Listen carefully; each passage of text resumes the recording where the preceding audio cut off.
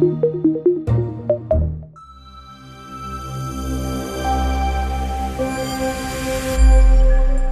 my name is Cathal Dold and I'm a PhD student based here in Teagasc. The focus of my research looks at effective processing and digestion. The nutrients from our digested food must pass from the digestive system into the bloodstream. Here, they are transported around the body to where they are needed. This process is known as absorption and occurs here in the small intestine. The inner lining of the small intestine is covered in millions of tiny, finger-like structures called villi. Each villi is approximately 0.5 to 1.6 millimeters long and consists of many more microvilli. The small intestine is about 6 meters long in an adult, but these villi increase the surface area to approximately 250 meters squared, about the size of a tennis court. This increases the space for nutrients to be absorbed into the bloodstream, meaning that they can get to where they are needed quickly. We can visually assess the small intestine under the light microscope to see if there is any sign of damage or stress to the gut barrier. Broken, cracked and bent villi, a darker appearance and cell death at the villus tip are all signs of damage to the gut barrier and can be key indicators of any potential diseases.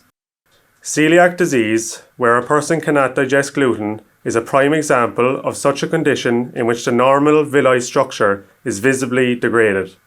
This barrier between the small intestine and the bloodstream is paper thin, but the cells are so close together that they act like a gatekeeper, preventing bacteria and large molecules from entering the bloodstream.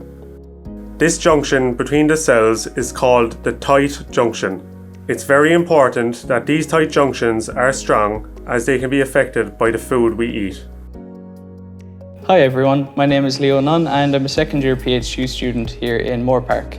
In our lab, we grow cells in special plates called transwell plates, just like this one here.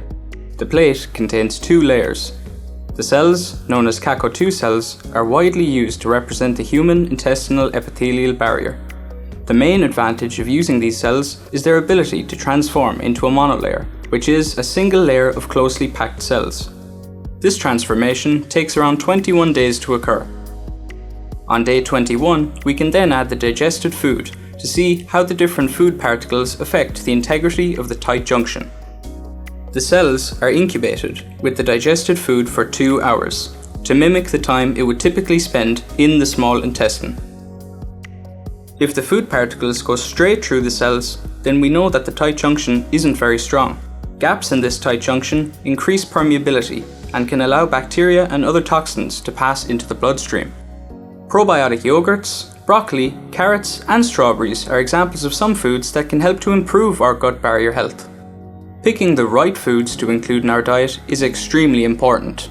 By using models of our digestive system to investigate the effects of different foods, we can choose which ones are the healthiest. Using that information, we can invest in our future well-being.